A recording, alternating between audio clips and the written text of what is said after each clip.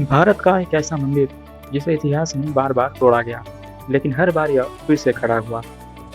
एक ऐसा धाम जहां समुद्र की लहरें भी भगवान शिव का नाम लेती हुई महसूस होती हैं और जहां स्थित है 12 ज्योतिर्लिंगों में से पहला ज्योतिर्लिंग। हम बात कर रहे हैं सोमनाथ की। लेकिन क्या आप जानते हैं, यहाँ सिर्फ एक ही मंदिर नहीं, बल्कि कई ऐसे रहस्य और पवित्र स्थल हैं जिन्हें देखने के बाद आपका सोमनाथ को देखने का नजरिया पूरी तरह से बदल जाएगा। आज की इस यात्रा में मैं आपको दिखाने वाला हूँ सोमनाथ का पूरा सच, दर्शन, इतिहास और हर वो जगह जिसे लोग अक्सर देखना भूल जाते हैं। तो मैं हूँ सूरज और आप देख रहे हैं जर्नी विद महादेव। आज हम सोमनाथ धाम की पूरी यात्रा करेंगे, जहाँ सिर्फ दर्शन ही नहीं बल्कि हर जगह की कहानियाँ भी जानेंगे। तो सबसे पहले सवाल होता है कि हम सोमनाथ पहुँचे कैसे। सोमनाथ पहुँचना बहुत ही आसान है। आप अगर ट्रेन से आ रहे हैं तो सबसे नज़दीकी स्टेशन है वेरावल रेलवे स्टेशन। ये भारत की कई बड़े शहरों से जुड़ा हुआ है, जैसे दिल्ली, मुंबई और अहमदाबाद। स्टेशन से सोमनाथ तक आपको ऑटो और टैक्सी आसानी से मिल जाती हैं। अगर आप बस से आने का प्लान कर रहे हैं तो गुजरात राज्य की बस सेवा बहुत मजबूत है। अहमदाबाद, राजकोट और द्वारका से रोजाना सीधी बस मिल जाती है, तो रात की बस लेकर आप सुबह सुबह सोमनाथ पहुंच सकते हैं। अगर आप फ्लाइट से आने की सोच रहे हैं तो सोमनाथ से जो सबसे नज़दीकी एयरपोर्ट है वो है दीव एयरपोर्ट, जो लगभग 85 किलोमीटर दूर है। यहाँ से आप गाड़ी लेकर 2 घंटे में सोमनाथ पहुँच सकते हैं। तो सोमनाथ पहुँचने के बाद आप सबसे पहले आ जाइए सोमनाथ मंदिर, जो 12 ज्योतिर्लिंगों में से सबसे पहला माना जाता है। पुराणों के अनुसार चंद्रदेव ने यहाँ भगवान शिव की कठिन तपस्या की थी और उनकी कृपा से उन्हें अपना तेज वापस मिला। इसी वजह से इस मंदिर का नाम पड़ा सोमनाथ। इस मंदिर को इतिहास में कई बार तोड़ा गया। महमूद गजनवी ने भी इस पर हमला किया था, लेकिन हर बार यह मंदिर फिर से बना, जो यह दिखाता है यह आस्था को कभी मिटाया नहीं जा सकता। आज का जो मंदिर है वो बहुत ही भव्य है और समुद्र के किनारे स्थित है, जहाँ खड़े होकर आपको एक अलग ही शांति का एहसास होता है।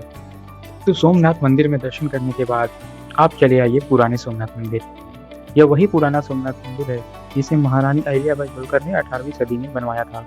जब असली सोमनाथ मंदिर बार बार तोड़ा गया, तब अहिल्याबाई होलकर ने यहाँ शिवलिंग की पुनः स्थापना करवाई। इस मंदिर की सबसे खास बात यह है कि यहाँ का शिवलिंग भूमि के अंदर स्थित है, जहाँ भक्त सीढ़ियाँ उतर कर दर्शन करते हैं। यह जगह आज भी बहुत शांत और आध्यात्मिक माहौल देती है और यह हमें याद दिलाती है कि आस्था कभी समाप्त नहीं होती। तो इसके बाद आप चले आइए लक्ष्मी नारायण मंदिर, जो कि सोमनाथ मंदिर से कुछ ही दूरी पे स्थित है। यह मंदिर भगवान विष्णु और माता लक्ष्मी को समर्पित है। यहाँ 108 स्तंभ बने हुए हैं, जिन पर गीता के श्लोक लिखे गए हैं। यह जगह बहुत ही शांत है और यहाँ आकर मन को बहुत सुकून मिलता है। लोग यहाँ धन, सुख और समृद्धि की प्रार्थना करने आते हैं। तो लक्ष्मी नारायण मंदिर में दर्शन करने के बाद आप चले आइए सोमनाथ बीच। सोमनाथ बीच में आने के लिए आपको 5 रुपए का टिकट लेना पड़ता है, लेकिन यह बीच सोमनाथ मंदिर के बिल्कुल पास स्थित है और यहाँ का दृश्य देखने लायक होता है। समुद्र की तेज लहरें और पीछे मंदिर का भव्य दृश्य, यह दोनों मिलकर एक अलग ही अनुभव देते हैं। यहाँ शाम के समय आना सबसे अच्छा माना जाता है, जब सूरज ढल रहा होता है और आसमान का रंग बदल रहा होता है। लेकिन एक बात का ध्यान रखें, यहाँ पानी का बहाव काफी तेज होता है, इसलिए ज्यादा अंदर जाना सुरक्षित नहीं है। यह जगह बैठकर शांति से समय बिताने और प्रकृति के साथ जुड़ने के लिए बिल्कुल सही है। तो सोमनाथ बीच में कुछ समय बिताने के बाद आप एक ऑटो बुक करिए, जो कि आपको सोमनाथ के सभी मुख्य प्लेसेस के दर्शन करवा देगा और वापस आपको सोमनाथ ड्रॉप भी कर देगा। तो ऑटो बुक करके हम आ गए सबसे पहले भालका तीर्थ। ये वही स्थान माना जाता है जहाँ भगवान श्री कृष्ण को एक शिकारी ने गलती से बाण मारा था। इसके बाद भगवान श्री कृष्ण ने अपना शरीर त्याग दिया और अपनी लीला समाप्त की। यह जगह बहुत ही शांत और गहरी स्पिरिचुअल एनर्जी वाली है।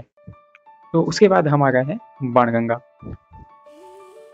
कहा जाता है कि महाभारत के समय अर्जुन ने अपने बाण से यहाँ जल को प्रकट किया था, इसलिए इसका नाम पड़ा बाणगंगा। यह जल कभी सूखता नहीं है और इसे बहुत पवित्र माना जाता है। यहाँ लोग स्नान करके अपने पापों से मुक्ति की कामना करते हैं। तो बाणगंगा के बाद हम आ गए हैं कामनाथ महादेव। इस मंदिर के बारे में माना जाता है कि यहाँ सच्चे मन से की गई प्रार्थना जरूर पूरी होती है, इसलिए यहाँ हर दिन बहुत सारे भक्त अपनी मनोकामना लेकर आते हैं।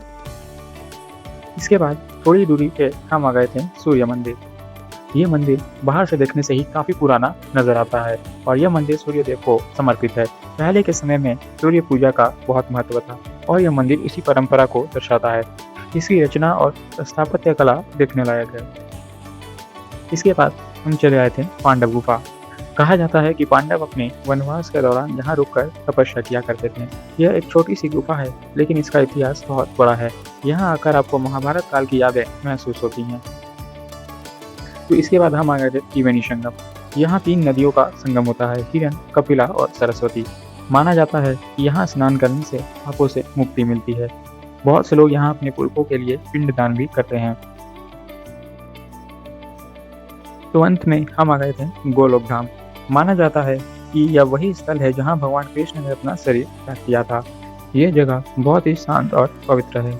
यहाँ आकर मन में एक अलग ही भावना उत्पन्न होती है। तो सोमनाथ की यह यात्रा सिर्फ एक सफर नहीं है, यह एक ऐसा अनुभव है जो आपके मन और आत्मा दोनों को स्पर्श करता है। यहाँ आकर लगता है कि भगवान शिव हर जगह विराजमान है। अगर आपको ये वीडियो पसंद आया हो तो इसे लाइक और चैनल को सब्सक्राइब जरूर कर दें और कमेंट में बताइए कि आप कब सोमनाथ आने का प्लान कर रहे हैं। और हाँ, अगर आप सोमनाथ दर्शन के बाद द्वारका, दीव या गिरनार जाने का सोच रहे हैं तो उन सब की पूरी जानकारी भी हमारे इस चैनल पर मौजूद है। आप ऊपर दिए गए आई बटन पर क्लिक करके या वीडियो के अंत में दिए गए वीडियो को देख सकते हैं। तो मिलते हैं अगले सफर में, तब तक के लिए हर हर महादेव।